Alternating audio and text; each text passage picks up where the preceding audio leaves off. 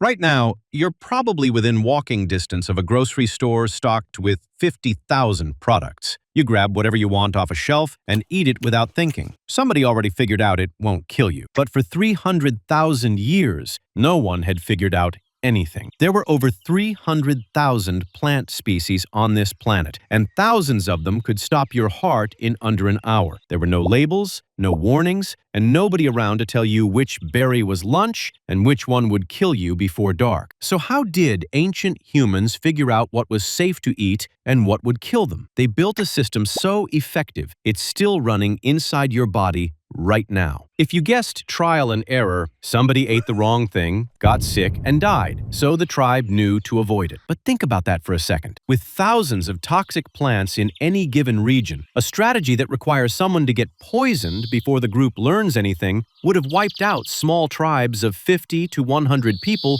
within a few generations. The math doesn't work. Ancient humans had something far more sophisticated than guessing. Your tongue is basically a poison detector. Humans have 25 different types of bitter taste receptors. That is more variety than you have for sweet, sour, salty, and savory combined. And they are wildly sensitive. Your body can flag certain bitter compounds before you even swallow, at levels so low that no lab test in the 1800s could have measured them. A molecule hits your tongue, and your brain fires a rejection signal before you're even aware of what happened. This is not a flavor preference. It is a poison alarm that took hundreds of thousands of years to build. Bitterness in nature almost always means the plant contains compounds that attack the nervous system, the liver, or the heart. Your ancestors who ignored that alarm died. The ones who gagged and spit survived, and they passed those exact same receptors down to you. Children are even more sensitive to bitter taste than adults. The changeover doesn't happen until mid-adolescence. That's why your kid won't eat broccoli. Their tongue is running a more aggressive version of the same filter, because in the ancient world,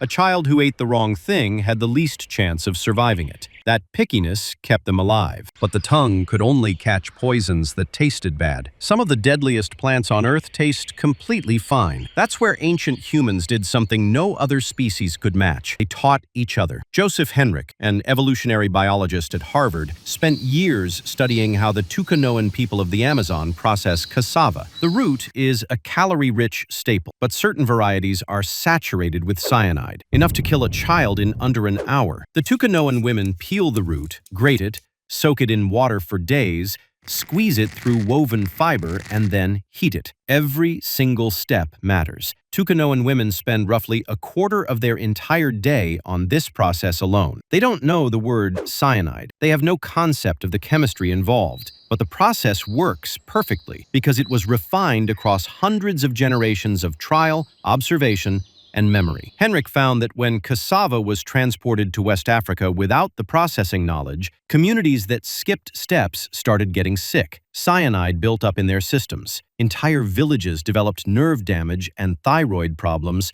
that hadn't existed before. Outsiders dismissed the process as ritual. It was chemistry, encoded in culture instead of textbooks. On the other side of the planet, Aboriginal Australians did the same thing with cycad seeds. The raw seeds contain a poison that attacks the nervous system. Eat one unprocessed and you risk paralysis. But after leaching the seeds in running water for 3 to 5 days, then drying and roasting them, the seeds become a safe, calorie-rich food source. Archaeologists have found evidence of this processing technique going back at least 4,500 years. 45 centuries of accumulated food science, stored in memory and passed from mother to daughter without a single written word. That feeling you get when you open a container and something smells wrong and your stomach tightens before your brain even forms a thought? That instant gag when something tastes bitter and off? That deep, unexplainable suspicion when a food you've never tried just doesn't seem right? Your ancestors built that. 300,000 years of getting it right. One plant, one lesson, one generation at a time. And it never